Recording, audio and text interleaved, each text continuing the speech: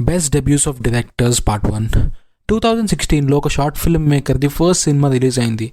Cinema చూడ్డానికి కూడా ఒక షార్ట్ ఫిల్మ్ లాగానే ఉన్న స్టోరీ టెలింగ్లో ఉన్న మ్యాజిక్ వల్ల చాలా పెద్ద సక్సెస్ అయింది.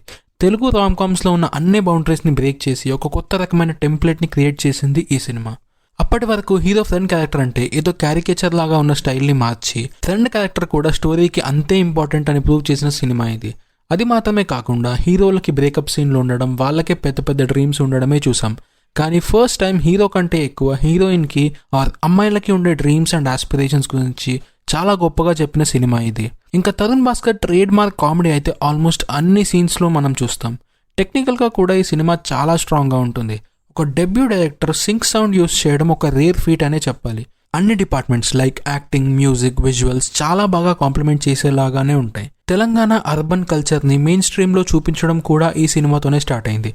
ఆ తర్వాత ఆ ట్రెండ్ ఎంత పాపులర్ అయింది కూడా మనం ఇప్పటికీ చూస్తూనే ఉన్నాం.